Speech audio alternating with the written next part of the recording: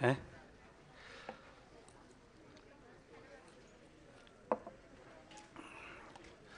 तो अब आज आपको चाणक्य मिल गए हैं। चाणक्य मिल गए। चाणक्य पालीवाल जी। मेरा नाम भी। अच्छा, साइलेंट में। पालीवाल जी किसी टाइम मेरे स्टूडेंट रहे हुए। कई आएंगे तुम्हारे को स्टूडेंट, मेरे कम से कम 3 से 4 आएंगे जो पढ़ाने के लिए। पालीवाल जी हैं, उधर कुछ पॉलिटी का पोर्शन आएगा तुम्हारे को, कुलदीप जी हैं। हाँ को, और टीचिंग मेथड में भी आएंगे तुम्हारे बाजिया जी है ना। फिर एक तुम्हारे कंप्यूटर का भी होता है, उसमें जैसे ईश्वर जी वगैरह है, ये सारे। तो मैं बूढ़ा आदमी हूँ, ऐसी बात नहीं है ना। समझ गए। हाँ,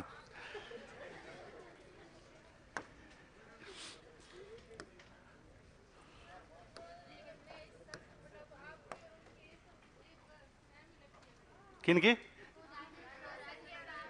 पालीवाल जी। हाँ, वो पढ़े हुए। तो 30 मार्च से 1949 को एकीकरण के दौरान राजस्थान को सबसे पहले कौन सी श्रेणी के राज्य का दर्जा दिया गया? 20। शर्त रखी थी शास्त्री जी ने कि प्रशासकीय विकेंद्रीकरण होना चाहिए, और सबसे पहले कितने संभाग बनाए गए? 5। 5 संभाग बना दिए गए। अभी 5 संभाग जो आपको मैंने बता दिए ये, लेकिन अभी तक राजस्थान का पूरा एकीकरण नहीं हुआ था। एकीकरण चल रहा था। कितने चरणों में एकीकरण हुआ?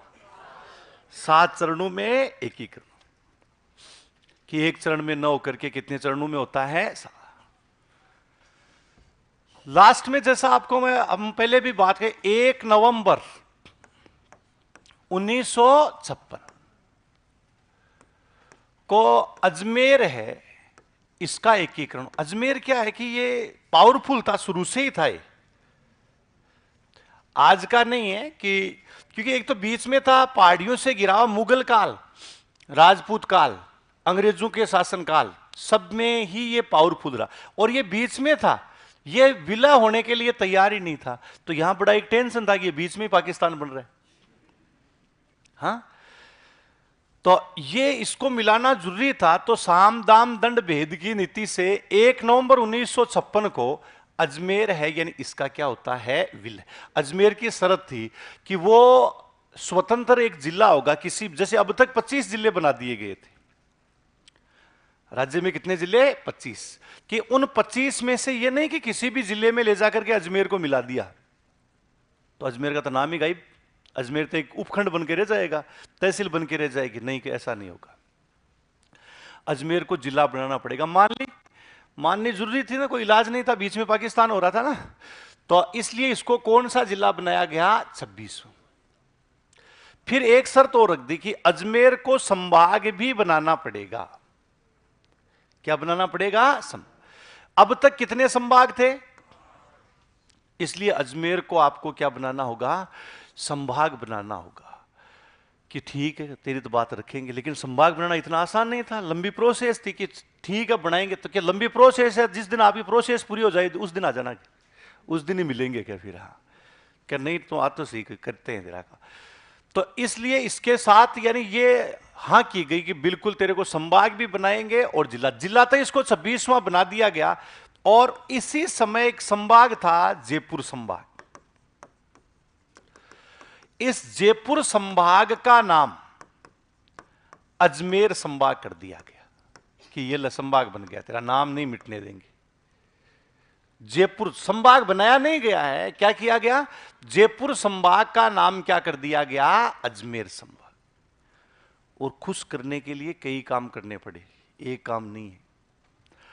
माध्यमिक शिक्षा बोर्ड सेंट्रल गवर्नमेंट है, यानी उसका रीजनल सेंटर, रीजनल कॉलेज है ना। हाँ, रीजनल सेंटर। सीबीएसई के जो रिजल्ट आते हैं अपने राजस्थान के, उसका बोर्ड भी यहां पर, उसका रीजनल सेंटर जिसको अपन कहते हैं, वो यहां पर है। राजस्व मंडल, आरपीएससी वगैरह कई सारी चीजें उसमें क्या है, उसको दी गई। तभी तो आज कार्यालय बहुत ज्यादा है।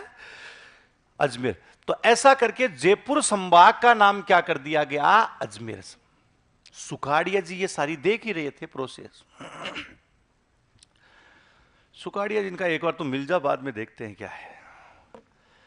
और ये चीज फिर देखा कि ये संभागीय आयुक्त हैं और कोई जनता को डायरेक्ट सीधा लाभ हो नहीं रहा और सरकार पे बहुत ज्यादा खर्चा होता है। संभागीय आयुक्त क्या है कि सीनियर आईएएस होता है, जिसके नीचे बाकी आईएएस उसके नीचे होते हैं। आरएएस को तो वो कुछ नहीं समझते हैं, ऐसे समझते हैं कि बस कोई चपड़ासी टाइप का ऐसा व्यवहार करते हैं आरएएस के साथ। हाँ, आईएएस नहीं कभी तवज्जो देता ही नहीं है। और उस समय आरएएस की जब आईएएस से मुलाकात होती है तो वो हिलने लग जाता है एकदम से, हो कि वो होशियार तो होते ही है यार आईएएस। फिर पद उनके पास ऊंचा है और जाते शोर झाड़ेंगे, शोर का चाहे बिल्कुल बहुत अच्छा काम करके लेके गया कितना ही अच्छा, लेकिन उसको हमेशा डरा करके रखना जरूरी है ना, जाते ही धमकाएंगे वो। तो ये सारे लोग, तो इसका मतलब उसके पास में यानी ब्यूरोक्रेट्स का एक पूरा ढांचा हो गया। फिर भी कोई काम नहीं हो रहा था तो सुखाड़िया साहब ने इस पे एक पूरा अध्ययन किया और अप्रैल 1962 में कि समस्या को ही खत्म कर देते हैं। अप्रैल 1962 में संभागीय व्यवस्था को समाप्त कर दिया।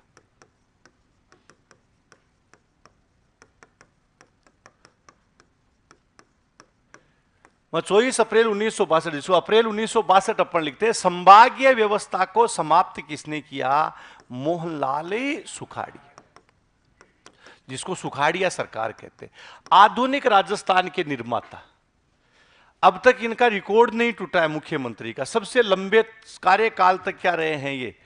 मुख्यमंत्री रहे। 17-18 साल रहे हैं शायद, 15 साल तो अपने सीएम साहब ही रह जाएंगे, है ना। तो ये इनका जो लंबा कार्यकाल है यानी ये रहा है।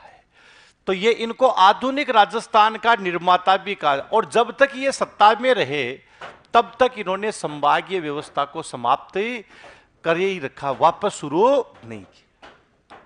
ये भी पढ़ रहे हैं ऊपर। हाँ, तो अप्रैल 1962 में संभागीय व्यवस्था को समाप्त किसने किया? मोहनलाल सुखाड़िया। शुरू किसने किया था? हीरालाल शास्त्री। अब इनके जैसे लगातार 17 साल तक रहे तो विपक्ष में धीरे धीरे मुद्दा बढ़ना शुरू हो गया कि इन्होंने सत्ता का केंद्रीकरण कर लिया, ब्यूरोक्रेट्स की भी नहीं चल रही है, ये मतलब ऐसा एक माहौल क्रिएट किया गया। और यानी जो जनवरी 1987 में पहले ही चुनावी मुद्दा रखा गया था कि हमारी सरकार बनती है हरिदेव जोशी की तो संभागीय व्यवस्था को पुनः शुरू किया जाएगा, आपको पुनः हम संभाग देंगे। जनवरी 1987 में हरिदेव जोशी ने पुनः संभागीय व्यवस्था को क्या कर दिया? शुरू कर दिया। कि पुनः संभागीय जो व्यवस्था है यानी उस संभागीय व्यवस्था को पुनः शुरू करने का काम किसने किया? हरिदेव जोशी। हाँ, पुनः संभागीय व्यवस्था को शुरू किया। और ये पुनः शुरू करने का काम किसने किया? हरिदेव जोशी। हरिदेव जोशी इनके द्वारा संभागीय व्यवस्था को पुनः, यही क्वेश्चन आरएस में पूछा गया है, आरएस प्रीलिम्स में। संभागीय व्यवस्था को समाप्त किसने किया और पुनः शुरू किसने किया? दो नाम लिखने थे। समाप्त किसने किया और पुनः शुरू किसने किया? हीरालाल शास्त्री ने। पुनः में कौन आएंगे? हरिदेव। और एक समस्या का समाधान और कर दिया यहां पर उन्होंने, अजमेर संभाग की स्थापना कर दी। इसका मतलब संभागों की संख्या कितनी होगी? 6। अब तक कितने संभाग थे? 5 थे। जयपुर संभाग को उसका नाम वापस दे दिया और नया संभाग कौन सा बना दिया गया? अजमेर।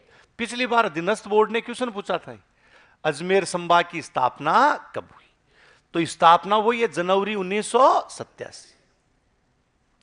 वो नहीं लिखेंगे, वो तो क्या जयपुर संभाग का नाम अजमेर संभाग कब किया गया, तो वो कब किया गया था? 1956। 1 नवंबर को नहीं किया, उसमें भी एक कमेटी बनाई गई, उस कमेटी के जजमेंट के आधार पर सारा निर्णय लिया गया, कई दिन लगे थे, है ना। तो ये 6 संभाग, 6वां संभाग जनवरी, यानी 1987 में 6ठे संभाग के रूप में कौन सा आता है? अजमेर। अब भी वापस बताओ, जिले कितने हो गए अब? कितने? यहां 26 थोड़ी थे, 27 हो गए ना। धौलपुर भी तो बन गया था। धौलपुर कब बना? 1952। हम बात कर रहे हैं कब की? 1987। तो जिलों की संख्या कितनी होगी? 27। फिर इस चीज चलते रहे, जिलों की संख्या 32 तक पहुंच गई। पूर्वी राजस्थान आज भी यही है कि जैसे पूर्वी राजस्थान की जनता का मूड किस प्रकार का, उसी पर निर्भर सरकार करती है। राजस्थान में जो सरकार बनती है वो निर्भर करती है पूर्वी राजस्थान। उधर क्या सीटें भी ज्यादा है, जनसंख्या भी क्या है? ज्यादा है, तो सीटें भी क्या है? ज्यादा। पूर्वी राजस्थान के लोगों का झुकाव जिस तरफ हो गया, मान के चलिएगा कि वो ही क्या आएंगे? सत्ता में। और इसीलिए उधर के 2 कद्दावर नेता हैं, वसुंधरा जी और पायलट साहब, दोनों कद्दावर। पूर्वी राजस्थान में पकड़ उन्हीं की है। सीएम साहब ने भी आपने देखा होगा एक विशेष रूप से एक नाम सबसे ज्यादा लिया है, ईआरसीपी। नाम सुना? बार बार ईआर, पूर्वी राजस्थान नहर परियोजना, ईआरसीपी। या और गजेंद्र सिंह जी को सबसे ज्यादा कोसा उस पर। ऐसी कोई जगह नहीं है कि जहां गजेंद्र सिंह जी को उन्होंने कोसा नहीं, ईआरसीपी का नाम नहीं लिया। भयंकर या एकदम पीछे पड़े हुए हैं, क्योंकि ईआरसीपी मुद्दा कौन से राजस्थान का है? पूर्वी राजस्थान। तो पूर्वी राजस्थान के लोगों को देखो, मैं आपके लिए ईआरसीपी बनाने के लिए तैयार हूं, सेंट्रल गवर्नमेंट बनाने के लिए तैयार नहीं है। और सबसे बड़ी बात है कि आपका यहां का ही, राजस्थान का ये क्या है? जल संसाधन शक्ति मंत्री है, और वो आपके लिए ईआरसीपी क्या है? राष्ट्रीय योजना का दर्जा, उसका काम शुरू नहीं करवा पाया। और सबसे बड़ी बात, उसी सरकार की ईआरसीपी क्या की गई थी? शुरू की गई थी, और उन्होंने क्या कर दिया? इसको बंद कर। ऐसे सीएम साहब पीछे पड़े। वैसे तो मुद्दा सही भी है, उनका कोई गलत नहीं है भाई, आपके नेता हैं, सांसद आपने बना करके, वो भी जल संसाधन मंत्री हैं, और फिर अपनी ईआरसीपी है यानी वो चालू नहीं हो। तो पूर्वी राजस्थान के लोगों का वसुंधरा जी ने कंट्रोल करने के लिए उन लोगों को कहा कि आपका सबसे बड़ा योगदान आजादी के यानी आंदोलन में भी रहा, मुगल काल में भी आपका आंदोलन रहा, लेकिन आजादी के बाद में आपको कुछ नहीं मिला। जनता को इतना ही कहना होता, कुछ नहीं मिला। हां, 70 साल में कुछ ही नहीं मिला, हम तो बिल्कुल भूखे ही थे। तभी तो आपको मैं कह रहा था ना, मुख्यमंत्री, प्रधानमंत्री, अगर सिलेक्शन उसी व्यक्ति का होता जो निष्पक्ष होता है। आप पक्ष में होकर के कभी नहीं पढ़ सकते। आपको पढ़ाई करनी होगी तो आपके जैसे सिलेबस में मुख्यमंत्री भी है, प्रधानमंत्री भी होता है, राष्ट्रपति भी होता है। जब आप निष्पक्ष हो जाएंगे तो ही आप क्या है वो याद हो पाएंगे, नहीं तो याद ही नहीं पाएंगे। एक से तो आपकी नफरत रहेगी हमेशा ही, तो वो तो कभी जिंदगी में याद ही नहीं होगा, और नफरत वाले के क्यों सुना जाएंगे। अपन जब निष्पक्ष होंगे कि जो अच्छा किया उसके लिए अच्छा बोलेंगे, जो बुरा किया उसके लिए हम क्या बोलेंगे? बुरा। आज देखिए तो जैसे हमारे देश को आगे पहुंचाने में बड़ा योगदान गडकरी साहब का है, नितिन गडकरी का अपने लिए तो सबसे बड़ा योगदान है, अटल जी का अपने लिए सबसे बड़ा योगदान है। अगर वो नहीं होते तो प्रधानमंत्री ग्राम सड़क योजना ही नहीं होती तो अपन गांव में वही है, 5वीं तक पढ़ते मस्त रहते।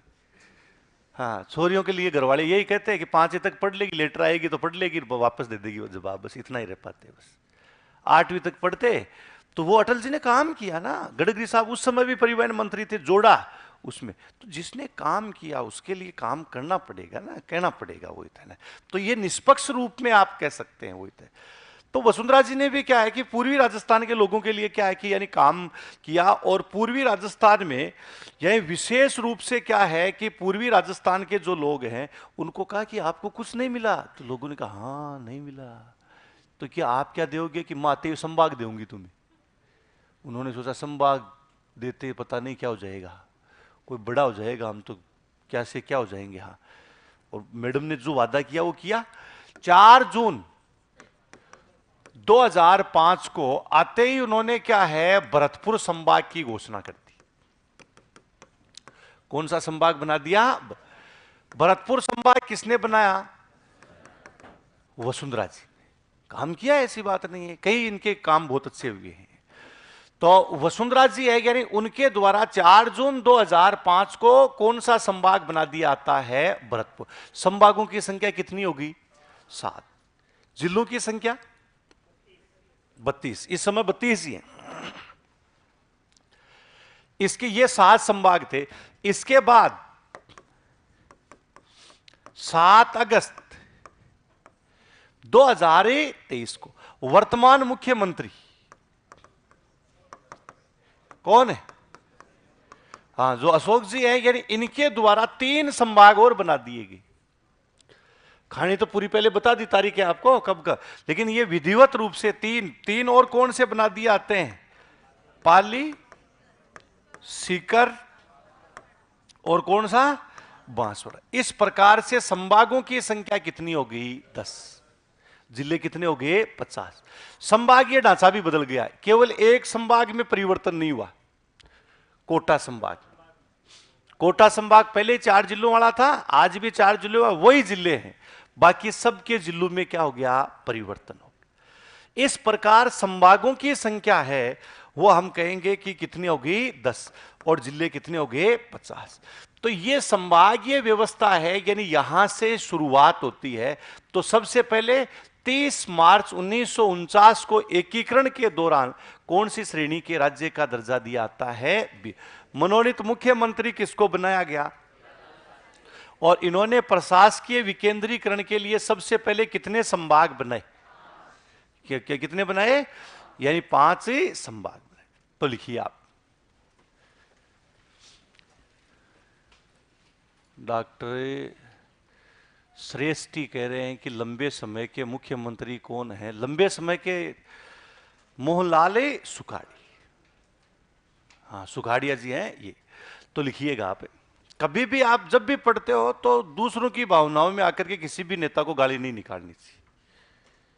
समझ रही बात? कभी भी नहीं। इसका मतलब आपने निकाला है तो आपके मन से आपने नहीं निकाली, आपके दिमाग पे किसी दूसरे ने कंट्रोल कर लिया,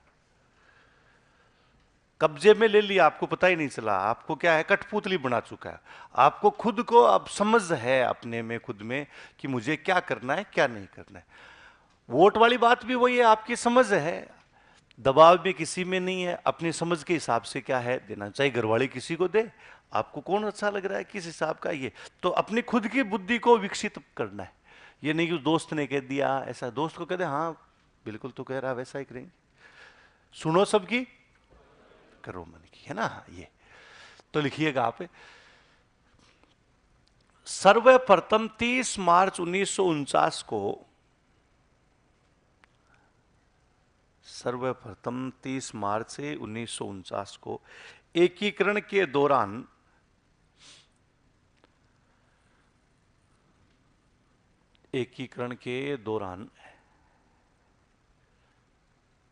राजस्थान को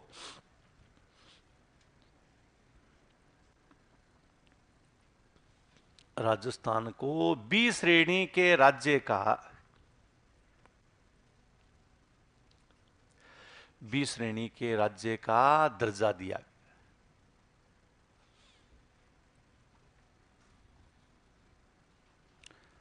बी श्रेणी के राज्य का दर्जा दिया गया। हीरालाल शास्त्री को, हीरालाल शास्त्री को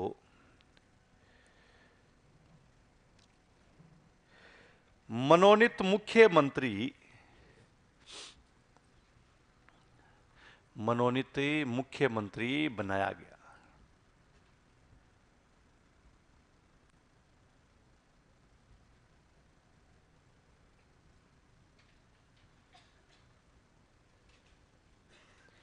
इन्होंने प्रशासकीय विकेंद्रीकरण है,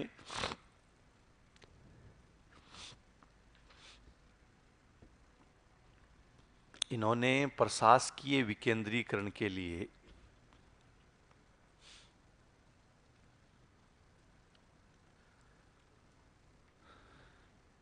प्रशासकीय विकेंद्रीकरण के लिए 5 संभाग बनाए।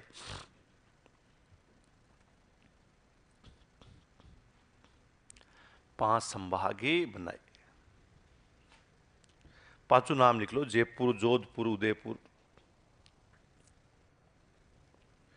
जयपुर, जोधपुर, उदयपुर, कोटा, बीकानेर।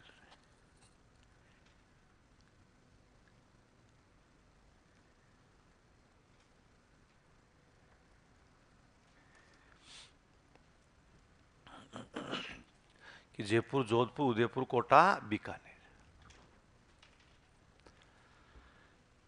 कितने संभाग बना दिए? 5। अब इसके बाद 1 नवंबर 1956 को राजस्थान का क्या होता है? पूर्ण एकीकरण। अजमेर को कौन सा जिला बनाया गया? 26। और जयपुर संभाग का नाम क्या कर दिया आता है? अजमेर। तो लिखो 1 नवंबर 1956 को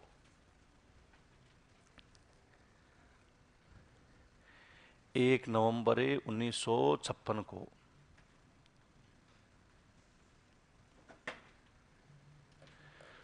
राजस्थान का पूर्ण एकीकरण हुआ।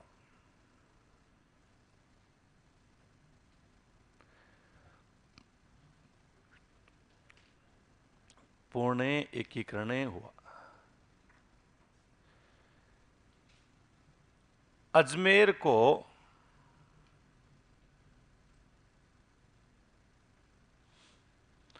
अजमेर को 26वां जिला बनाया गया।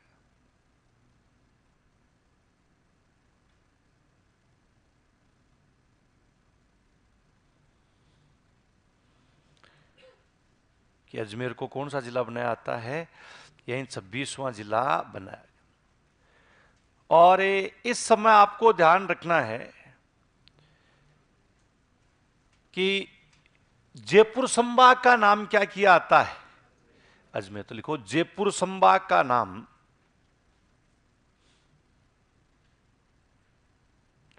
जयपुर संभाग का नाम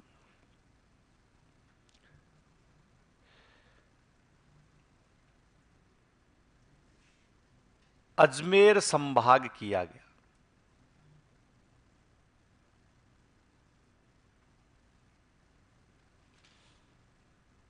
कि जयपुर संभाग है उसका नाम क्या कर दिया आता है? अजमेर संभाग। अब बताओ कि ये संभागीय व्यवस्था है, यानी कब तक रहती है? या इसको समाप्त करने का काम किसने किया? अप्रैल 1962 में संभागीय व्यवस्था को समाप्त किसने किया? सुखाड़िया जो सरकार है, इन्होंने संभागीय व्यवस्था को क्या कर दिया था? तो अगला जैसे अपन ने लिखा, लिखो अप्रैल 1962 में अप्रैल 1962 में मोहनलाल सुखाड़िया ने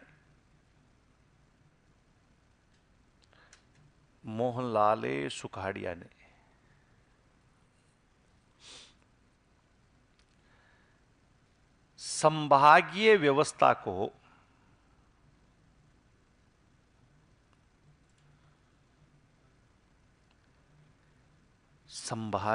व्यवस्था को समाप्त कर दिया।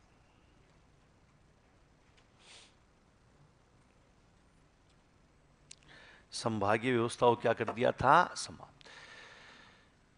तो ये जो सारी आपको ध्यान रखना है। अब ये जब तक सत्ता में रहे तब तक इन्होंने संभागीय व्यवस्था को क्या नहीं किया? शुरू नहीं।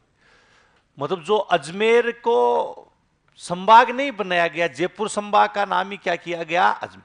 इसके लिए क्या है कि एक रिपोर्ट थी जो मेरे को मिल गई अब है, उसमें अजमेर जिले का प्रशासनिक पुनर्गठन ये 1 नवंबर 1956 को, और कौन सा जिला बनाया गया? 26वां। 1 दिसंबर 1956 को जयपुर जिले में, कि एक जो जिला अपन देख रहे हैं कि कौन सा हो गया, यानी जो जयपुर जिला आता है, जयपुर जिले में सम्मिलित पूर्ववर्ती किशनगढ़ रियासत अजमेर जिले में क्या कर दी जाती है? सम्मिलित कर दिया। किशनगढ़ आता है ना, तो उसको ये, और किशनगढ़ उस समय 4 तहसीलें, रूपनगढ़, अराई और सरवाड़। फिर क्या करते हैं, कैपिटल इंक्वायरी बिठा दी जाती, राजधानी वाली कैपिटल इंक्वायरी, क्योंकि उसको भी बनाना था। और 11 जून 1956 को सत्यनारायण राव की अध्यक्षता में कैपिटल इंक्वायरी, पहले से विलय करना था ना 1 नवंबर को, तो ये इस कमीशन की रिपोर्ट के आधार पर अजमेर में राजस्थान लोक सेवा आयोग का मुख्यालय रखा गया। वो जो यहाँ रियासत थी ना, उन्होंने पूरी शर्तें रखी, पहले हमारे करोगे क्या क्या, तो राजस्थान लोक सेवा आयोग है, यानी कैपिटल इंक्वायरी के तहत 11 जून 1956 को। 4 दिसंबर 1957 को पारित शिक्षा अधिनियम के अंतर्गत अजमेर में माध्यमिक शिक्षा बोर्ड की स्थापना की गई। आरबीएसई बोर्ड आता है ना, इसकी स्थापना की गई। 1956 में अजमेर जिले को जयपुर संभाग में सम्मिलित किया गया और जयपुर संभाग का नाम बदल करके क्या कर दिया गया, अजमेर संभाग किया। उसी में था, लेकिन शर्त थी कि नहीं, नाम हमारा ही रहना चाहिए। कौन सा होना चाहिए, जयपुर संभाग है, तो जयपुर संभाग से नाम क्या कर दिया गया, अजमेर। ये 1956 है, यानी इसमें तो कई सारे इसके लिए क्या है कि यानी कार्य यानी किए गए ना। तो ये आपको ध्यान रखना कि जो ये मैंने यहां पर बताया कि ये जयपुर संभाग है, अजमेर संभाग, जयपुर संभाग का नाम क्या किया गया था, अजमेर, मिलाया उसी में गया था, लेकिन नाम कर दिया कि देख तेरा ही है भाई साहब, है ना। जयपुर संभाग का नाम क्या कर दिया गया, अजमेर। फिर ये समस्या का समाधान के ये, फिर वो उधर जयपुर वाले आंदोलन करना शुरू कर दिया कि हमारा संभाग कैसे ले लिया आपने। तो उनको आश्वासन देते रहे कि ये खत्म ही करो नहीं समस्या को, तो इन्होंने, सुकाड़िया जी ने संभागीय व्यवस्था को क्या कर दिया, तो अप्रैल 1962 में लिख लिया का आपने, हाँ, अप्रैल 1962 में मोहनलाल सुकाड़िया ने संभागीय व्यवस्था को क्या कर दिया, समाप्त कर। जनवरी 1987 में हरिदेव जोशी ने पुनः संभागीय व्यवस्था को क्या किया, शुरू, और अजमेर को कौन सा संभाग बना दिया गया, 6ठा सा। तो लिखो जनवरी 1987 में, 26 जनवरी है, हाँ, जनवरी 1987 में हरिदेव जोशी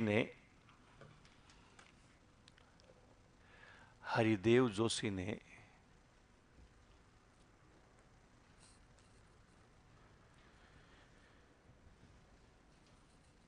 पुनः संभागीय व्यवस्था को शुरू किया। पुनः संभागीय व्यवस्था को शुरू किया।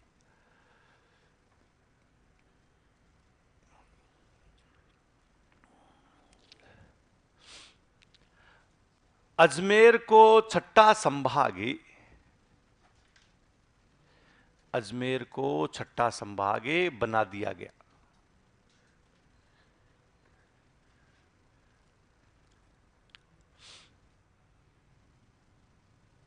समझ गए, मतलब ये 24 अप्रैल थी, ये 26 जनवरी का समय था। मैंने ऐसे डायरेक्ट इस तरीके से लिखा है, तारीखों के फेर में नहीं पड़े ज्यादा ना। तो अब इसके बाद ये सारी जो आप देख रहे हैं कि 6 संभाग हो गए। अगला 4 जून 2005 को पूर्व मुख्यमंत्री श्रीमती वसुंधरा जी है, यानी इन्होंने भरतपुर संभाग है, यानी इसकी क्या कर दी, घोषणा, मतलब बना दिया था। तो लिखो 4 जून 2005 को, 4 जून 2005 को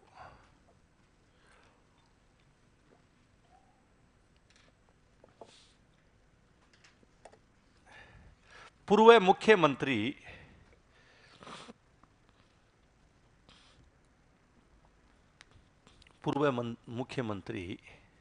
श्रीमती वसुंधरा जी ने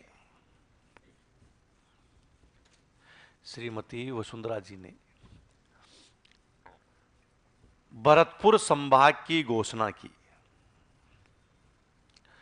भरतपुर संभाग की घोषणा की।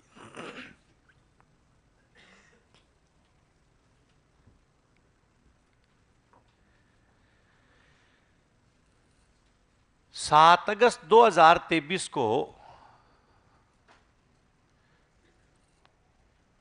7 अगस्त 2023 को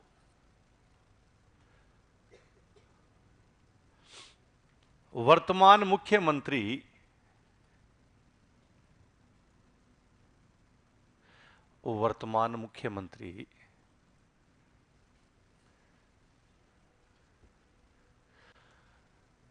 अशोक गहलोत जी ने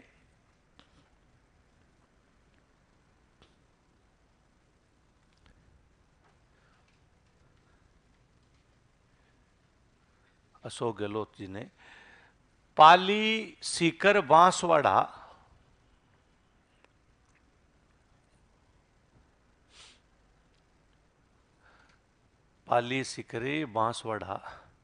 संभाग का विधिवत शुभारंभ करवाया।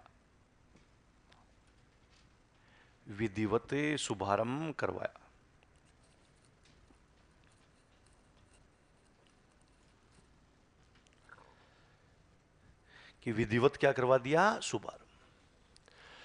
तो इस प्रकार से बताइए संभागों की संख्या कितनी हुई? कितने हो गए? 10। अब उन 10 संभागों में अपन देखते हैं कि 3 नए संभाग बनाए गए, सीकर, पाली और कौन सा हो गया? बांसवाड़ा। तो जिले बदल गए। अपने को पूछा जा, कुछ जिले ऐसे होंगे बड़े महत्वपूर्ण होंगे, जैसे भीलवाड़ा कौन से संभाग में आता है? अजमेर में नहीं है, कौन से में? उदयपुर संभाग है। तो सीधा सा अपनी आदत में पड़ा हुआ है कि कौन सा? तो सबसे पहले जैसे हमने संभाग, जयपुर संभाग में पहले 5 जिले हुआ करते थे। जयपुर भी था, सीकर भी था। भाई पहले जो 5 जिले जयपुर संभाग है, यानी इसमें कौन कौन से हुआ करते थे? जयपुर, सीकर, झुंझुनू, अलवर और कौन सा था? दौसा। ये 5 जिले थे। अब देखिएगा जिलों की संख्या कितनी होगी? 7, जिसमें जयपुर भी है, दूदू, बैरोड, कोटपूतली है, दौसा है, खेरतल, अलवर और कौन सा हो गया? जयपुरी ग्रामीण। इस प्रकार से यानी जिलों की संख्या कितनी होगी? 7 होगी। इसका मतलब इसमें से कौन से जिलों को हटा दिया गया? सीकर और कौन सा आता है? झुंझुनू। और इसी से एक नया संभाग अस्तित्व में आता है, जिसमें कौन सा हो गया? सीकर, झुंझुनू, चूरू। और चूरू पहले इस संभाग में नहीं था, बीकानेर संभाग में आता था। तो नंबर 1 लिखिए आप, जयपुर संभाग, 7 जिले। जयपुर संभाग 7 जिले।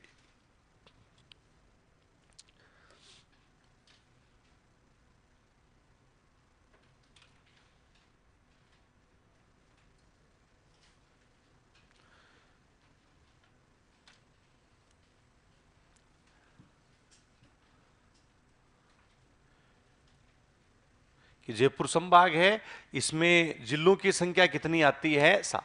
अब जैसे 7 जिले कौन कौन से हैं, तो यहां पर हम देखेंगे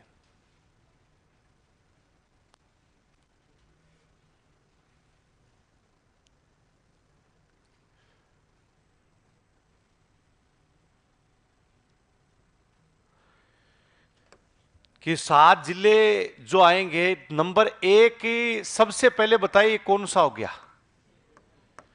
जयपुरी ग्रामीण। और जयपुर कौन सा हो गया? शहर।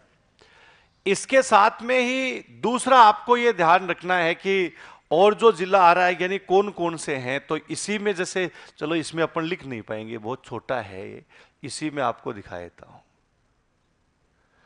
तो जो जिले आ रहे हैं यानी वो कौन कौन से आ रहे हैं, तो यानी जो 7 जिले हैं, सबसे पहले मुख्यालय कौन सा होगा? जयपुर। और अगला जयपुरी ग्रामीण। दूसरा तीसरा कौन सा होगा? दूदू। चौथा कौन सा हो गया? 5वां, 6वां खेरतल, तीजा। और 7वां कौन सा हो गया? कोट। इस प्रकार से आपको यह ध्यान रखना कि ये एक जो संभाग है, जिसको हम ये कहेंगे कि कौन सा संभाग हो गया? जयपुर। जयपुर संभाग। तो नंबर 1 लिखिए आप, जयपुर संभाग। और जयपुर संभाग है, इसमें जिलों की संख्या लिख लो आप 7। पहले वाले लिखने की जरूरत नहीं है ना। पहले से आपको मैंने बता दिया कि 5 हुआ करते थे, जिसमें जयपुर भी था, सीकर भी हुआ करता था, झुंझुनू है, ये भी था।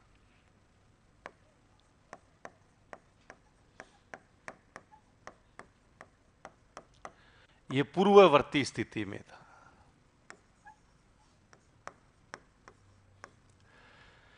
जयपुर, दूदू, बैरोड, कोटपूतली, दौसा, खेरतल, तिजारा। हाँ, खेरतल तिजारा है। जयपुर ग्रामीण है, यानी इसका भी जो क्षेत्र आता है,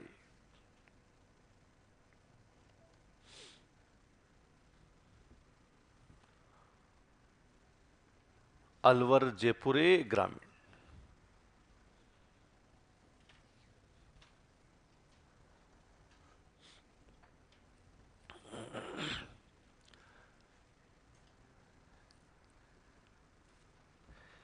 अगला देखो कौन सा संभाग हुआ, सीकर। सीकर में बताओ जिलों की संख्या कितनी होगी। अच्छा, ये नया संभाग है, पहले नहीं था। सीकर, झुंझुनू, चूरू और कौन सा आता है, नीमका थाना। ये 4 जो जिले आते हैं इसमें। तो यहां पर जैसे सीकर जो संभाग है, यानी इसके बारे में हम देखें कि कौन कौन से जो जिले सीकर संभाग है यानी इसमें आ रहे हैं। तो जैसे कि जयपुर संभाग के बारे में हमने लिखा, तो ये तो जैसे जयपुर संभाग का क्षेत्र था, ये जयपुर संभाग। अब अगला है यही जो संभाग कौन सा हो गया, सीकर। बताइए सीकर संभाग में जिलों की संख्या कितनी आती है। 4 कौन कौन से हैं, सीकर भी है, इसके साथ में कौन सा आता है, चूरू, झुंझुनू और नीमका। संभागों की संख्या कितनी है, वही दूसरी। और दूसरे में आपको सीकर संभाग, सीकर संभाग में कितने जिले लिखने हैं, 4। तो लिखो सीकर संभाग 4 जिले लिखिए। हाँ, सीकर, झुंझुनू, चूरू, नीमका थाना, ये नया संभाग हो गया। फिर देखिए अगला जो संभाग आता है बीकानेर। बीकानेर में पहले भी 4 जिले हुआ करते थे। पूर्ववर्ती में कौन से थे, बीकानेर था, इसके साथ में गंगानगर हुआ करता था। गंगानगर के बाद हनुमानगढ़ था और चूरू। ये 4 जिले पूर्ववर्ती थे। वर्तमान में भी 4 ही जिले हैं, लेकिन बीकानेर, हनुमानगढ़, गंगानगर, चूरू के स्थान पर कौन सा जिला है, अनूपगढ़। तो लिखिए बीकानेर संभाग 4 जिले। बीकानेर संभाग में 4 जिले हैं, बीकानेर, गंगानगर, हनुमानगढ़, अनूपगढ़। बीकानेर, गंगानगर, हनुमानगढ़, अनूपगढ़, ये जो 4 जिले आपको ध्यान रखना है। यही कौन से जो संभाग में आते हैं, बीकानेरी संभाग।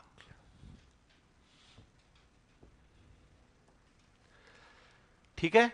अब बीकानेर संभाग में 4 जो जिले हैं, अगला जैसे यहां पर हम देखें कि ये बीकानेर संभाग, ये है बीकानेर संभाग का भाग, ये चारों जिले आते हैं।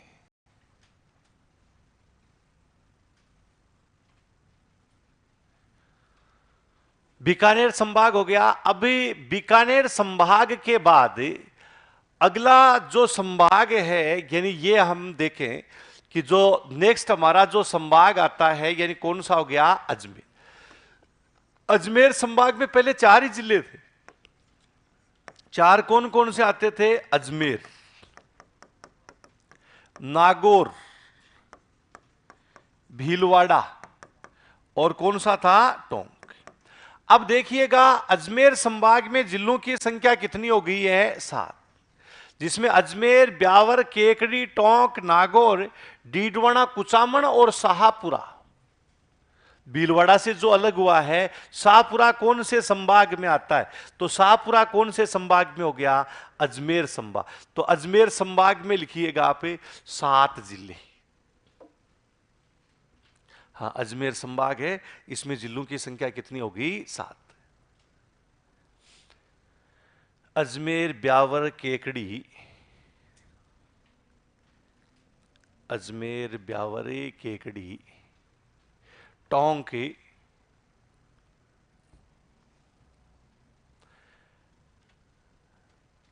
नागौर,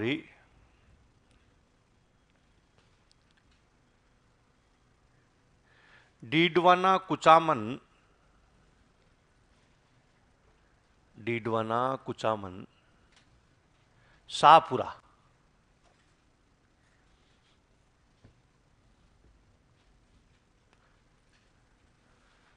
कितने जिले हो गए? 7। अब जैसे इन 7 जिलों में हम देखें कि कौन कौन से जो 7 जिले आ रहे हैं, तो यहां पर ही 7 जिले, ये अजमेर संभाग है। कौन सा संभाग हो गया? अजमेर। तो डीडवाना भी है, नागौर भी आता है। बताइए ब्यावर है या नहीं है? ब्यावर। केकड़ी, शाहपुरा, क्या भीलवाड़ा है? टोंक है कि नहीं है? सवाई माधोपुर नहीं है। तो ये अजमेर संभाग का क्षेत्र आता है, यही अजमेर संभाग के। अभी अजमेर संभाग के बाद अगला देखिएगा कौन सा संभाग हो गया? भरतपुर। भरतपुर संभाग में पहले 4 ही जिले थे, यानी भरतपुर, धौलपुर, करौली और सवाई माधोपुर। अब इसमें जिलों की संख्या कितनी हो गई? 6, जिसमें भरतपुर, धौलपुर, करौली, सवाई माधोपुर तो है, डीग और कौन सा आता है? गंगापुरी सिटी। भरतपुर, धौलपुर, करौली, डीग, गंगापुर सिटी और सवाई माधोपुर।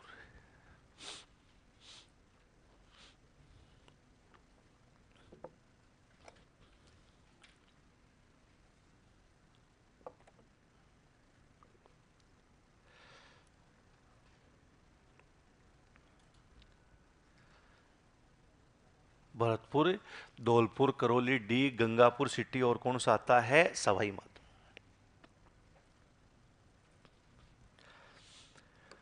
अगला कोटा संभाग, जैसा है उसी प्रकार का है। तो यहां पहले अपन भरतपुर संभाग के बारे में देखते हैं। ये भरतपुर संभाग का क्षेत्र है, ये 4 जिले आते हैं भरतपुर संभाग। जो 4 क्या, जैसे डीग है, भरतपुर है, धौलपुर, करौली और सही। कितने जिले हो गए? 6 जिले आते हैं। इसके बाद अगला जो संभाग है, यानी उस संभाग का नाम हम लिख रहे हैं, कौन सा आता है? कोटा।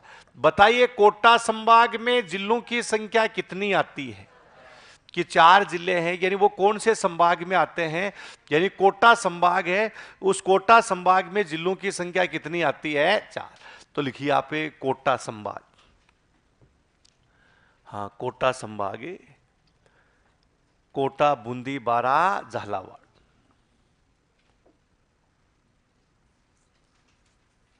कोटा, बूंदी, बारा, झालावाड़।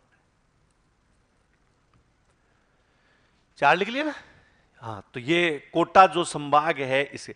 अभी कोटा संभाग के बाद अगला जोधपुर संभाग की बात कर लेते हैं। पहले जोधपुर संभाग में 6 जिले थे। पहले कौन कौन सा हुआ करता था? जोधपुर, जैसलमेर, बाड़मेर, जालोर, पाली और कौन सा था? सिरू। ये पूर्ववर्ती ये थे, लेकिन पाली को तो अब संभाग बना दिया गया। जिले वही, इसमें भी कितने हैं? 6, लेकिन जिले अलग हो गए। जोधपुर, फलोदी, जैसलमेर, बाड़मेर, बालोतरा और कौन सा हो गया? जोधपुरी ग्रामीण। तो लिखिए जोधपुरी। हाँ, कि जोधपुर है, इसमें आप जिले लिखिए 6, जोधपुर, फलोदी,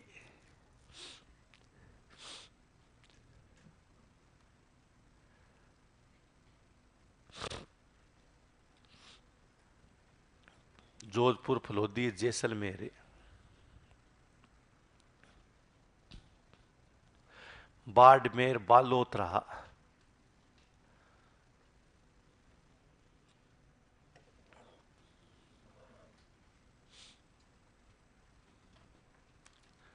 बाड़मेर, बालोतरा, जोधपुर ग्रामीण। हाँ, ये जो जोधपुर संभाग आता है, और ये जोधपुर संभाग में हम देखें कि ये जैसे जोधपुर संभाग है, और जोधपुर जो संभाग है, यही इसमें ये पूरा जो भाग जोधपुर संभाग, जोधपुर बाड़मेर है या नहीं है इसमें? क्या सांचौर है? बालोतरा है। ये पहले भी क्षेत्रफल की दृष्टि से सबसे बड़ा संभाग था, और अब भी क्षेत्रफल में सबसे बड़ा संभाग कौन सा आ रहा है? जोधपुर। जोधपुर से एक संभाग बनता है, उस संभाग का नाम रखा आता है कौन सा? पाली। बताइए, पाली संभाग में जिलों की संख्या कितनी आती है? 4 जिले आते हैं, पाली, जालोर, सिरोही और सांचौर। तो ये यहां पर जो अगला जो संभाग है, यानी ये आपको लिखना है पाली संभाग, नया संभाग है, और इसमें 4 जिले पाली, जालोर, हाँ, सिरोही और सांचौर।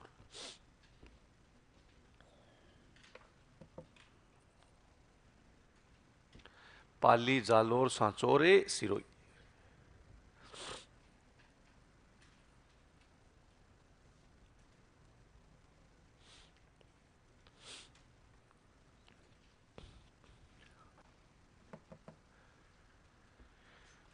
हाँ, कि पाली, जालोर, सांचौर, सिरोही।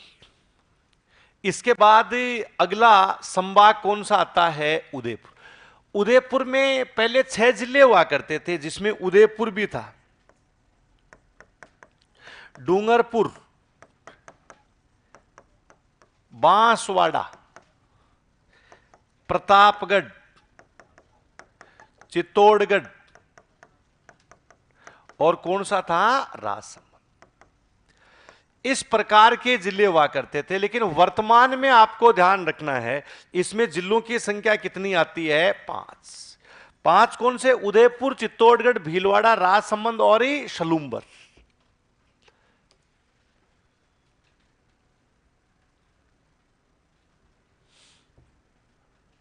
हाँ, 5 जिले, उदयपुर, भीलवाड़ा, सलूम्बर, चित्तौड़गढ़, राजसमंद।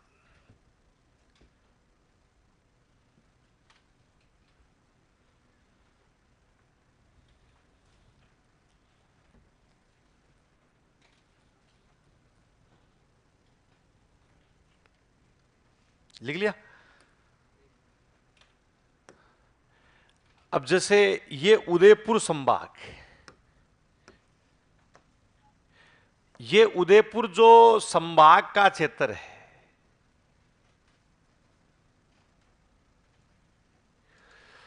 कि उदयपुर, सलूम्बर, चित्तौड़गढ़, राजसमंद और भीलवाड़ा। इसके बाद में यहां एक नया संभाग बनता है, और उस संभाग का नाम क्या आता है? बांसवाड़ा। जिस एकमात्र 3 जिलों वाला संभाग है, बांसवाड़ा, डूंगरपुर और कौन सा हो गया? प्रताप। तो नया जो संभाग, ये भी बांसवाड़ा है। बांसवाड़ा जो संभाग है, यही इसकी ये स्थिति अपन, बांसवाड़ा, डूंगरपुर और कौन सा हो गया? पर। इसका मतलब किसी समय क्षेत्रफल में सबसे छोटा भरतपुर संभाग लिखा करते थे, अब सबसे छोटा कौन सा हो गया? बांसवाड़ा, है ना? हाँ, तो बांसवाड़ा में 3 जिले लिख लीजिए, बांसवाड़ा, हाँ, डूंगरपुर, बांसवाड़ा, डूंगरपुर, प्रतापगढ़। अब बताइए, संभागों की संख्या कितनी होगी? 10। बीच में संभाग अजमेर है। पहले अजमेर सभी संभागों की सीमा को स्पर्श करता था, क्या वर्तमान में सभी संभागों की सीमा को स्पर्श करता? नहीं करता। कौन से कोई नहीं कर रहा है? बांसवाड़ा की सीमा को स्पर्श नहीं।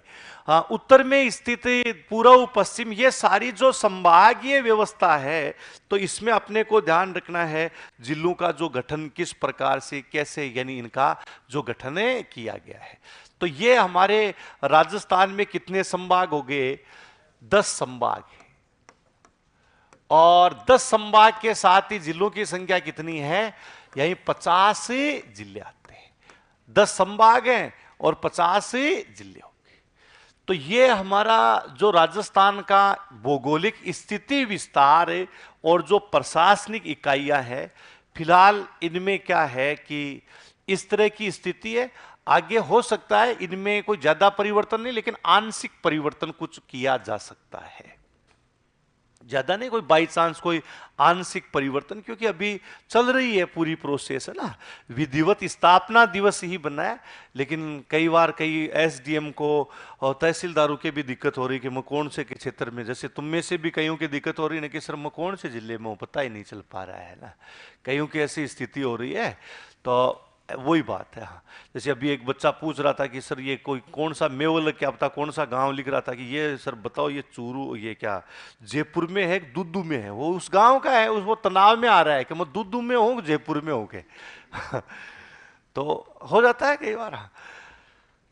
तो ये टोटल जो संभागीय व्यवस्था है, यानी इसके बारे में अपन ने लिखा कि किस प्रकार से जो संभाग वगैरह हैं, यानी इनका हमारे निर्धारण। तो ये धन्यवाद के साथ लास्ट में धन्यवाद दिया है आपको, वही था ना। हाँ, स्वीकार करना पड़ेगा आपको।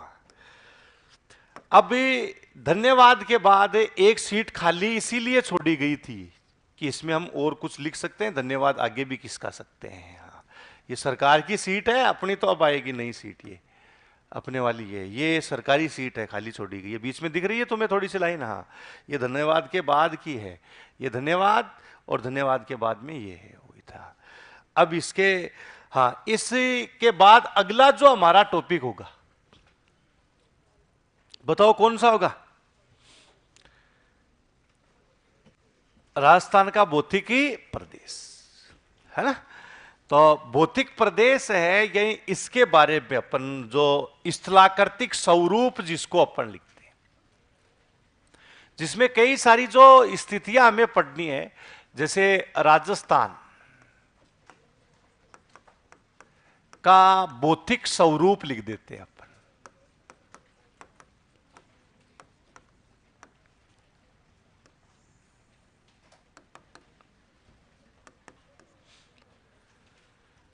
हाँ, इसके कई सब टॉपिक आपको मैंने लिखा रखे हैं। सबसे पहले इसमें वैभव पुरोहित की सरे जी जयपुर संभाग के नाम की चेंज होने की कोई ऐसा कुछ मेंशन कर ही नहीं रखा, रिपोर्ट में नहीं, उन्होंने 1956 ही लिखा है ना। तो यही 1 नवंबर के बाद में उन्होंने किया है। तो राजस्थान का भौतिकी स्वरूप, जो अभी आपको मैं एक रिपोर्ट पढ़ के बता रहा था ना, वो सरकारी ऑफिशियल जो रिपोर्ट पुराने समय के जो कागज थे वो। तो राजस्थान का जो भौतिक स्वरूप में हमें सबसे पहले शुरुआत है यानी भूआकृति से करनी होगी। जियोमोर्फोलॉजी जिसको अपन बोल देते हैं, भूआकृति। बताओ भूआकृति किसे कहते हैं? भूआकृति भी लिख सकते हो आप, स्थलाकृति भी, एक ही चीज है। और जियोमोर्फोलॉजी, इसका मतलब 3 शब्द लिखेंगे। 3 कौन कौन से? पर्वते, पठारे और कौन सा हो गया? मैदान।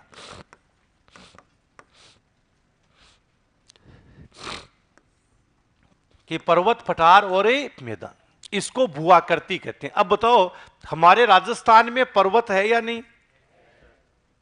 पठार भी है और मैदान भी, तीनों प्रकार की भूआकृति, है ना। हाँ, तो ये आपको ध्यान रखना है। हाँ, कवि सुवालिका लिखा है कि सर जी एक पेज छोड़े दे के हम भी, तुम भी छोड़ दो, तुम्हारे क्या है भूआकृति का मतलब पर्वत, पठार और कौन सा हो गया? मैदान। इसको क्या कहते हैं? भूआ। बताइए राजस्थान में पर्वत है या नहीं? पठार भी है और मैदान, इनको भूआकृति। अब देखो पर्वत किसे कहते हैं, पठार किसे कहते हैं, मैदान किसे कहते हैं, इन सब का निर्धारण किया जाता है समुद्र तल से। हाँ, समुद्र तल से, मैन सी लेवल जिसको कहा जाता है, सी लेवल अपन कह देते हैं कि समुद्र तल है, यानी यहां से इनका क्या किया जाता है, यानी निर्धारण किया जाता है। कई बार तुम जैसे ट्रेन में यात्रा करते हो और रेलवे स्टेशन पे विशेष रूप से देखा होगा, इस रेलवे स्टेशन की समुद्र तल से ऊंचाई इतनी है। देखा कभी? तुम में से कितने लोग हैं जिन्होंने रेल में यात्रा की, ट्रेन में? शाबाश। कितने लोग हैं जिन्होंने ट्रेन में यात्रा ही नहीं की? दो तीन, कई तो याद कर रहे हैं। दो नहीं, लड़कों में सबने ट्रेन में यात्रा की है। ऐसे तो नहीं, एक आता है कोई बच्चा। सबने किया है। ये आ गया ना, ये इसने नहीं। ट्रेन में यात्रा करने से नहीं, भगवान पूछेगा तेरे को किस लिए भेजा था मैंने, है? सारे संसाधनों का उपयोग नहीं करके आया, चल अब कीड़ा बन तू।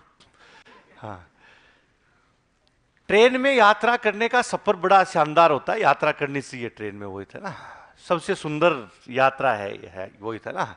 तो समुद्र तल से जो ऊंचाई उनके, और जो विशेष रूप से आप देखते हैं कि रेलवे स्टेशनों पे ये लिखी हुई होती, बस स्टैंड पे देखी कभी आपने?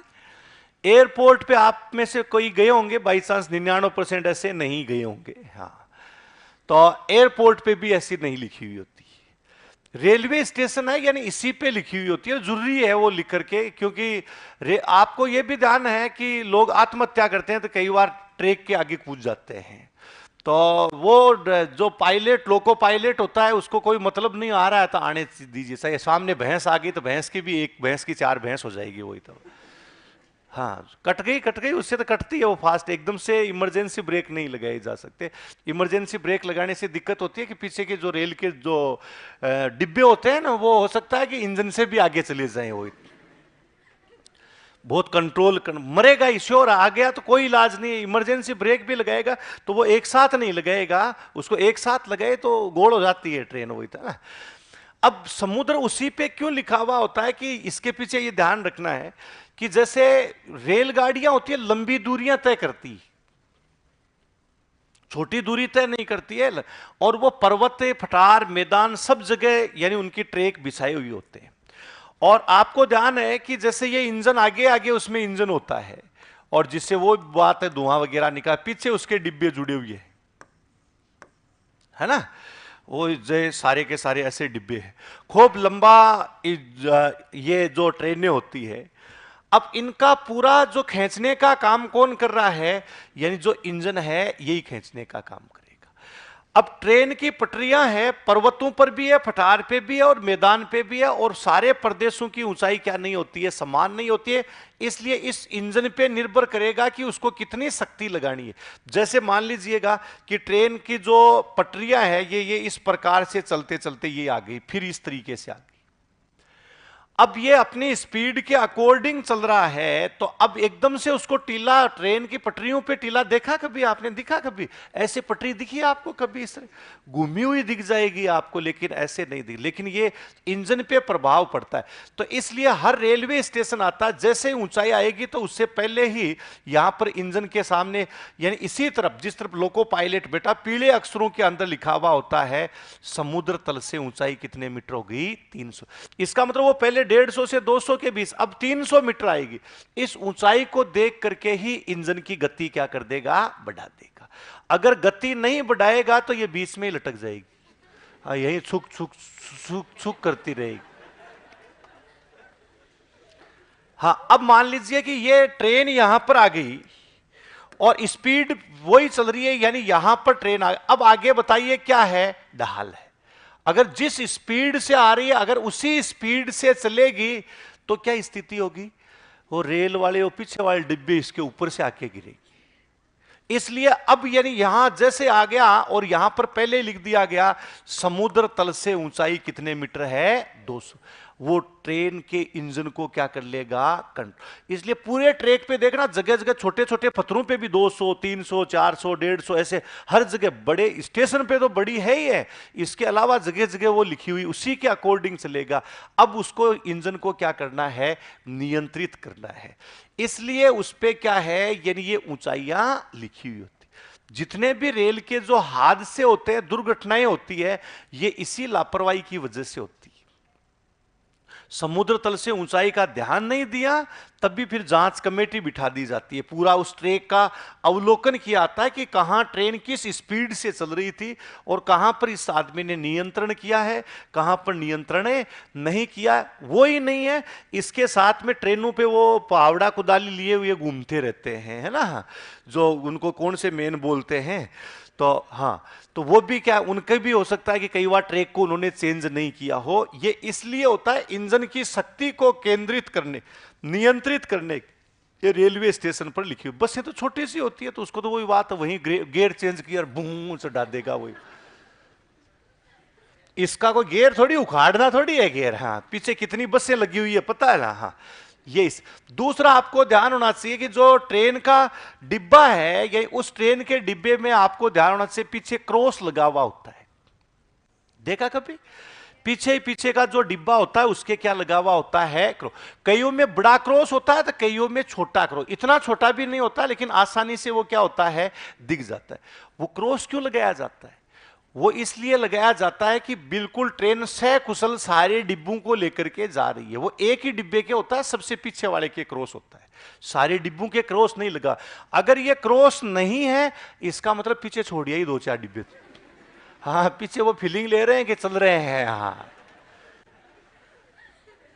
इसलिए आप देखते हैं कि जब भी रेलवे स्टेशन से गुजरती है ट्रेन तो वो लाल झंडी और हरी झंडी दिखाते हैं। इसके साथ में रात के समय देखा होगा वो बैटरी से ऐसे करते रहते हैं। तुम सोचते हो हमारे वाले डिब्बे में हमें चेक कर रहे, तुम्हें कोई चेक नहीं कर रहा है। हाँ, वो तुम सोच रहे कि ये नीचे ऐसे दे रहे हैं, नीचे नहीं है भाई, पंचर हो गई कि नहीं हो गई, पंचर का मतलब नहीं है। वो सीधा सा पीछे वाला उनको देखना है, क्रॉस मिल गया इसका मतलब ट्रेन क्या है। वो थोड़ी है लोको पायलट आकर के बार बार जैसे खिड़की से देख रहा है कि है कौन पीछे वाला डिब्बा, उसको तो खुद को ही नहीं दिखता है। इसलिए हर स्टेशन पर ये देखा आता है, इस क्रॉस को ही देख के पता लग जाता है ट्रेन सकुशल है, सारे डिब्बे क्या है इसमें चल रहे हैं। तो ये इनके नियम होते हैं। ये अब हमारे ये जो उचावच अपन पढ़ लेंगे तो सबसे बड़ी चीज ये हो जाएगा कि ये नदी इस तरफ से इस तरफ क्यों बहती। दूसरा, आप समुद्र तल से कितनी ऊंचाई पर हो और किस प्रदेश में आप जब यात्रा करोगे तो ऊंचाई पर जाओगे तो आपके उल्टी होने के चांसेस हैं, दम घुटने का चांसेस। उल्टियां कई यात्रा करते हैं ना बसों में और उनके उल्टियां होना शुरू हो जाती है, उसके पीछे भी ये ऊंचाई है। हाँ, तो राजस्थान में सभी जगह ऊंचाई समान नहीं है, अतः पर्वत पठार मैदान है, इनको अपन भूआकृति कहते हैं। इनका निर्धारण कहां से किया जाता है, समुद्र तल से ऊंचाई के, अतः इनको उच्चावच भी कह देते हैं, रिलीफ कह सकते हैं, यानी ऊंचावच है, यानी इसके नाम से भी इनको जाना। हमारे राजस्थान को समुद्र तल से ऊंचाई के आधार पर कितने उच्चावचों में विभाजित किया गया है, 5, कि 5 उच्चावच हैं उनमें विभाजित। और इसके लिए हमारे यहां पर निर्धारण किया गया है कि सबसे ऊंचा बिंदु और सबसे नीचा सारे बिंदुओं को शामिल किया है। बताइए राजस्थान का समुद्र तल से उच्चतम बिंदु कौन सा है, बताओ कौन सा हो गया, गुरु शिखर। और राजस्थान का समुद्र तल से निम्न, जैसे उच्चतम बिंदु तो अपन ने लिखा है कि कौन सा आता है, गुरु शिखर। इसकी समुद्र तल से ऊंचाई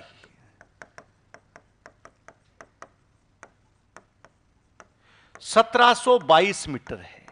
अब अगला एक क्वेश्चन ये भी आ गया, ये तलेक्षण विभाग हमारा कहां पर है, चेन्नई। ये समुद्र तल विभाग भी कहां पर है, जो ऊंचाई 1722 है, ये सिरोही से नहीं है, ये चेन्नई से ली गई है ऊंचाई। तलेक्षण विभाग हमारा कहां पर है, समुद्र तल से निम्नतम बिंदु कौन सी झील आती है, सांबर झील। ये समुद्र तल से इसकी गहराई यानी 0.6 मीटर से यानी 3 मीटर तक इसकी क्या है, गहराई। मतलब ये इस तरीके से लिया आता है, जैसे आपको हम बताएं कि ये जैसे एक भाग है,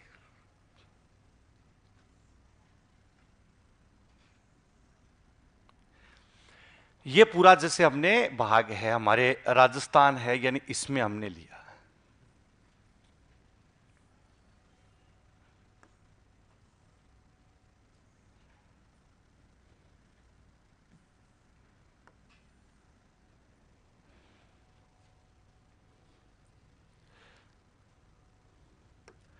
ये इस प्रकार का भाग। अब ये पूरा जैसे भाग है, यहां पर समुद्र तल है, ये समुद्र तल हो गया। ये इसके ऊपर वाला जो सतह होती है इसको समुद्र तल कहा जाता है। और समुद्र तल से क्यों लेते हैं, इसके पीछे भी कारण है। ये समुद्र तल हो गया, ऊपर वाली सतह, ये तली कहलाती है, इसको तो बॉटम कहते हैं। ये सी लेवल है। ये समुद्र तल जैसे होता है वो समतल होता है बिल्कुल। जैसे अपना खेत है, उसमें ऊंचे नीचे कई गड्ढे होते हैं, धरातल कभी समतल नहीं, लेकिन उसमें पूरे में पानी भर जाता तो बिल्कुल क्या लगता है, समतल। जैसे अपना कमरा है, इसमें तुम सारे बैठे हो, किसी का सिर ऊपर है, किसी का नीचे है, और मान लीजिए इसमें बाढ़ आ गई और सब पानी में डूब गए, सब क्या दिखेंगे, एकदम समतल। कोई मेरे जैसे का हो सकता है कि बीच में थोड़ा सिर, तो हाँ ये टापू है भाई, बाकी पूरा क्या हो जाएगा, समतल। इसलिए समुद्र तल से ही ऊंचाई हमेशा कहां से ली जाती है, समुद्र तल है। या अब जैसे ये भाग है, समुद्र तल से ये ऊंचा हो गया, ये आप देख रहे हैं, ये समुद्र तल से क्या आ गया, फिर देखिए ये समुद्र तल से क्या हो रहा है, ऊपर। ये सारे जो भाग आप देख रहे हैं यानी समुद्र तल है, यानी इससे ऊपर के भाग। ये जैसे हमने लिख दिया जी कि कौन सा है, गुरु शिखर, जिसको हमने कितना मीटर लिखा है, 1722 मीटर। और यहां पर ये हमने लिख दिया कि ये कौन सी झील आती है, सांबरे झील। ये समुद्र तल से क्या है, नीचे। ऐसे उबड़ खाबड़, कई जगह पर्वत, कई जगह पठार, कई जगह मैदान, ये सारी चीजें आपको देखने को मिले।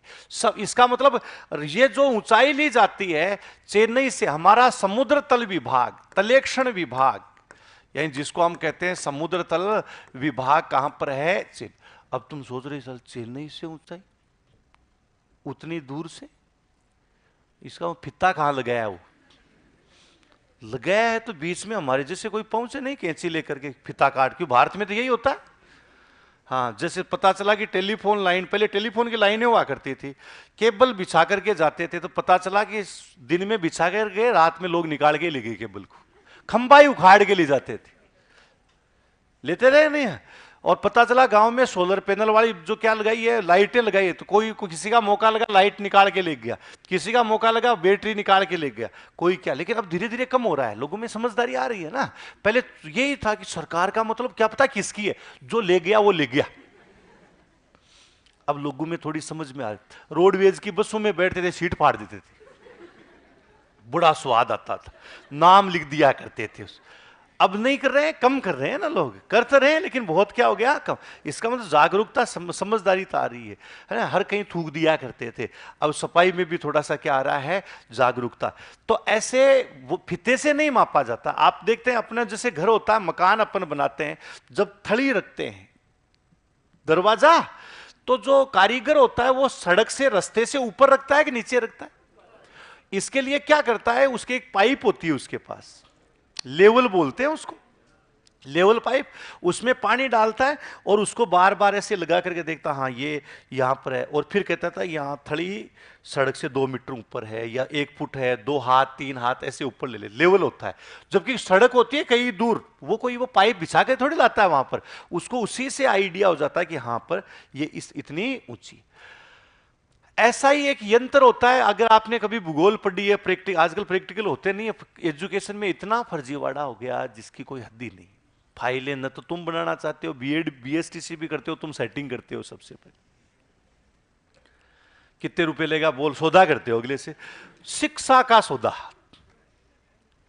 तुम में से बीएड धारी भी हैं और बीएसटीसी धारी भी हैं, और सबसे पहले देख मैं आऊंगा नहीं, पैसे अभी बता दे कितने लेने वाला है, उससे कहलवा देते हैं, उससे कहलवा देते हैं। कितनी फीस होती है 2 साल की, कितनी होती है, 52 है ना, यही होती है। 27 मान लेते हैं, 28 मान, 30 मान लो एक बार तुम, है ना। 30 कितनी होगी, 60। क्या 60,000 में हुई तुम्हारी? लाख एक दिए होंगे तुमने, नहीं जाने के अलग से क्या। नियमित कितने लोग गए थे, जिन्होंने पैसा दिया ही नहीं ऊपर। हाँ, पैसा नहीं दिया, इतने ही हैं। और कितने लोग हैं जिन्होंने पैसा दिया? आराम से कर लो, तो मैं वापस थोड़ी ले रहा हूं कोई, और न मैं वापस दिलाने वाला हूं। वही तो, इतने सारे लोगों ने क्या है कि पैसे दिए। बस यही एजुकेशन के साथ में हर जगह सौदा हो गया। वो खुद भी चाहते हैं तुम आओ नहीं। कई जगह तुम गए होंगे तो तुम्हें कहा होगा क्यों आ रहे हो यहां पर, ऐसे भी है। हाँ, तुम्हारा भी दोस्त ने ऐसे भी आ क्यों रहे हो, वही बात है ना, दोनों तरह। और हो सकता है जहां तुम गए तो उनसे पता चला कि तुम बीएड करने जा रहे हो, पढ़ाने वाला आ रहा है वो खुद बीएड किया हुआ ही नहीं है, ऐसा भी मिल सकता है। सारी चीजें। तो ये एजुकेशन के साथ में सबसे बड़ा खिलवाड़ हमारे यहां पर हो रहा है। तो उसमें जैसे प्रैक्टिकल में, या फिर कई बार सड़क पे काम चलता है तो वो टोपी लगा करके एक त्रिपाद स्टैंड लगा करके ऐसे गुणिया सा मिलाकर देखते रहते। देखा कभी ऐसा इस सड़क पर? वो लेवल ही निकालते या फिर कोण निकालते कि सड़क को किस तरफ झुकाना होता है। ऐसे त्रिपाद स्टैंड होता है स्कूलों में कॉलेजों में जब करवाते तो उस पर एक पानी का बुलबुला साक होता है जिसको स्प्रिट लेवल कहा जाता है। क्या बोलते हैं इस पे? उससे केवल लेवल निकाला जाता है, मतलब समतल है कि नहीं है टेबल। ऐसे ही एक यंत्र आता है डंपी लेवल। उस डंपी लेवल से क्या किया आता है कि अगर इसको मैं यहां पर रखूंगा तो वो अपनी सही लोकेशन स्थिति में आ जाएगा और वो बता देगा कि मैं चेन्नई से इतनी ऊंचाई पे हूं, 200 मीटर, 300 मीटर, 350 मीटर। ये चेन्नई का मतलब जीरो है, लेवल बराबर है, पानी स्थल और जल दोनों आपस में इस प्रकार से क्या है मिले हुए हैं, जैसे यहां पर है मिले हुए। तो वो उस डंपी लेवल के माध्यम से अपन क्या है, यही ऊंचाई है उसका निर्धारण कर लेते हैं। तो हमारे राजस्थान को कितने ऊंचाउचों में विभाजित किया गया है, यानी 5 ऊंचावच हैं इसमें, यानी निर्धारित। और हमारे भारत का समुद्र तल विभाग कहां पर है, जिसको तलेक्षण विभाग कहा जाता है, वो कहां पर आता है? चेन्नई। हाँ, कि पहले मुंबई मानते थे, अब नहीं, तलेक्षण विभाग हम हमारी सुविधा के अकॉर्डिंग लेते हैं। ये मुंबई तो उस समय क्या है कि अंग्रेजों ने नई नई ट्रेन चलाई थी, अंग्रेज थे ना उन्होंने, तो वो अपनी सुविधा के अनुसार मानते थे, टाइम भी अपनी सुविधा के अनुसार ही करते थे, सारा सब कुछ उसी के अकॉर्डिंग करते। अब हमें तो पूरे देश का संचालन करना है ना, दक्षिणी बिंदु चेन्नई है, उसी से अपन क्या है पूरा चीज ले रहे हैं। तो सबसे पहले अब आपको यानी ये शब्द लिखना होगा, यानी भूआकृति लिख करके लिखिए, भूआकृति।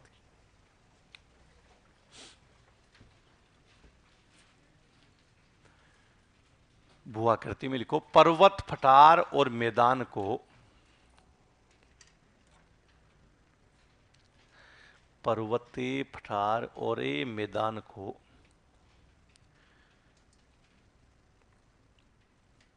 भूआकृति कहते हैं।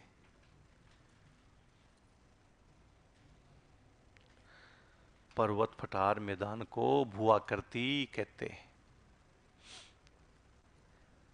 इनका निर्धारण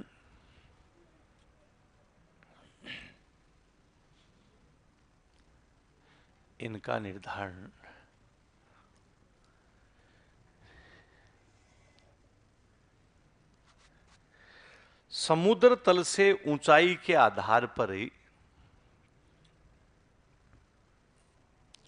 समुद्र तल से ऊंचाई के आधार पर किया आता है।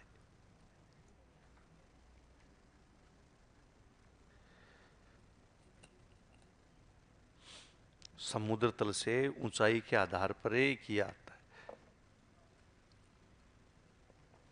किया जाता है। अतः इन्हें उच्चावच भी कहते हैं।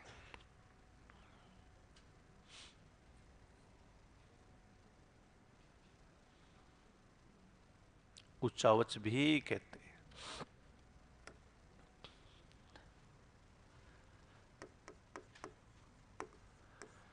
अब ध्यान रखना, ये 1722 मीटर ऊंचाई कहां से? चेन्नई।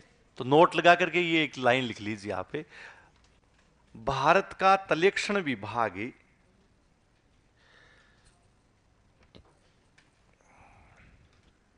भारत का तलेक्षण विभाग चेन्नई में।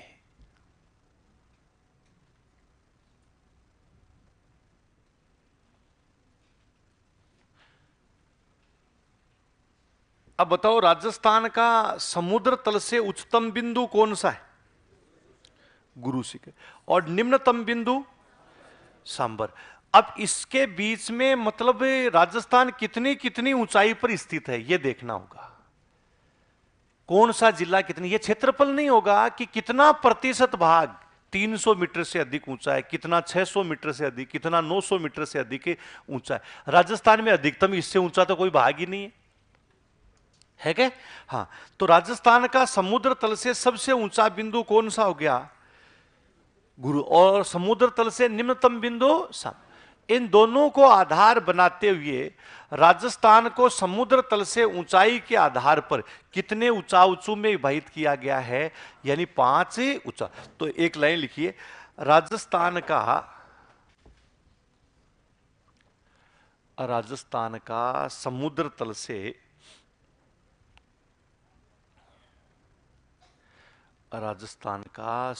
तल से उच्चतम बिंदु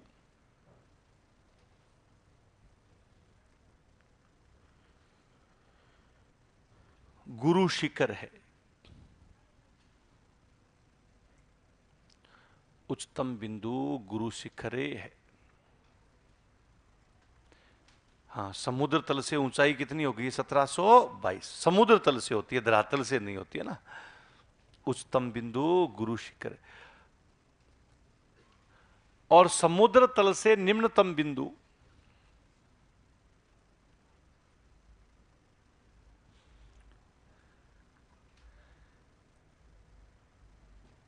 सांबर झील है। हाँ, निम्नतम बिंदु कौन सा हो गया? सांबर।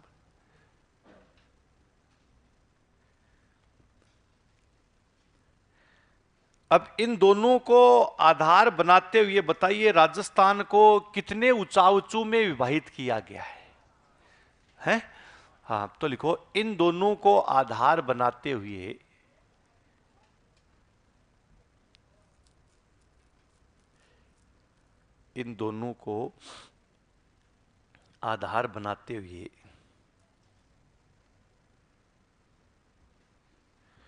संपूर्ण राजस्थान को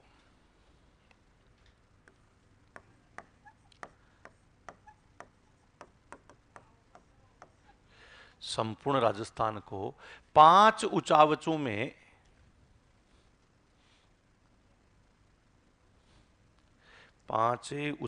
में विभाजित किया गया है।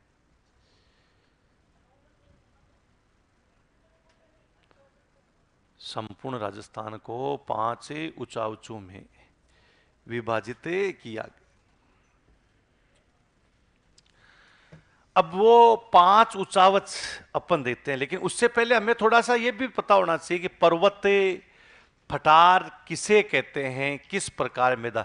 ये ध्यान रखना दोनों, ये कि ये उच्चतम बिंदु है और ये कौन सा हो गया? निम्नतम, है ना। ये अब इसके बीच में ये भी भाग आएगा, ये भी आएगा, ये भी आएगा, मतलब सब आएंगे। और पूरे को हम ऊंचाई को मानेंगे 100%। समुद्र तल से कितना मान लेंगे? यानी 100% मान लेंगे। और उसका पूरा कौन कौन सा कितने प्रतिशत की ऊंचाई बना लो, चाहे तुम यही है ना, कौन सा कितनी ऊंचाई, हाँ ये बना लो, चाहे इससे ज्यादा ठीक ये रहेगा तुम्हारा। जैसे समुद्र तल भी ध्यान रहेगा, कोई ऊंचा भाग भी आ जाता है, चलते कोई भाग किस प्रकार का आता है, नीचा है, यानी ये भी आ जाता है। जैसे ये अपन ने लिखा है, ये यहां पर आप देख रहे हैं कि ये भाग आ गया, ये फिर पूरा जैसे ऊंचा भाग इस समुद्र तल से क्या है, यानी ऊंचा भाग। और ये समुद्र तल से कौन सा भाग आ गया? निम्नतम भाग भी आ गया। तो ये चेन्नई है, यानी यहां से हमारे क्या है, यानी समुद्र तल है, यानी इसकी अपन क्या लेते हैं, यानी ऊंचाई है, यानी उसका निर्धारण किया जाता है।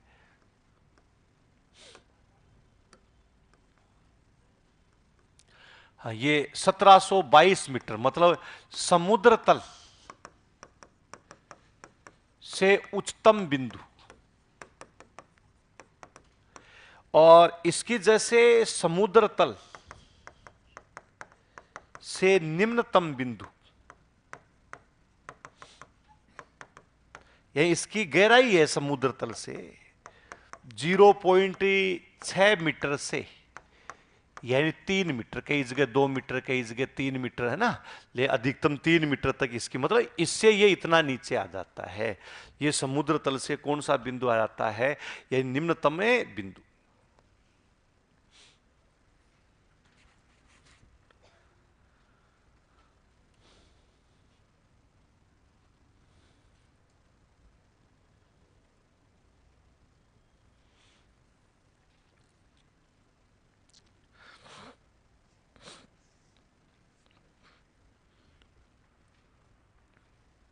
तो समुद्र तल से ऊंचाई के आधार पर राजस्थान को कितने ऊंचाऊ में विभाजित किया गया है? 5। 5 कौन कौन से हैं? तो अब जैसे पर्वत शिखर, पर्वत श्रृंखला, उच्च भूमि और मैदान, इसके साथ में ही निम्न भूमि है। ऐसे अलग अलग प्रकार के क्या आते हैं, यानी उच्चावच हैं, यानी इनको शामिल किया जाता है। सबका ऊंचाई है वो अलग अलग है हर प्रदेश की। ट्रेन वाला आपको मैंने बताया कि किस प्रकार का जो क्षेत्र, यानी क्यों ट्रेनों पे लिखी जाती है समुद्र तल से ऊंचाई उसके। दूसरा, ट्रेन पे आप देखना कि स्टेशनों पे आज भी साइनिंग बोर्ड होते हैं, पीले कलर में होते हैं। पहले बस स्टैंडों पे तो काले से सफेद रंग लिखा हुआ होता था, लेकिन रेलवे स्टेशन का नहीं बदलता है, हमेशा कौन सा रंग होता है? पीला कलर फैलता नहीं है, साफ दिखता उसके ऊपर। जो भी चीज लिखी हुई होती है ना, वो साफ सुथरी क्या है, यानी वहां पर दिखाई देती है। ठीक है, तो ये 5 उच्चावच बाकी अपन कल करेंगे। ठीक है,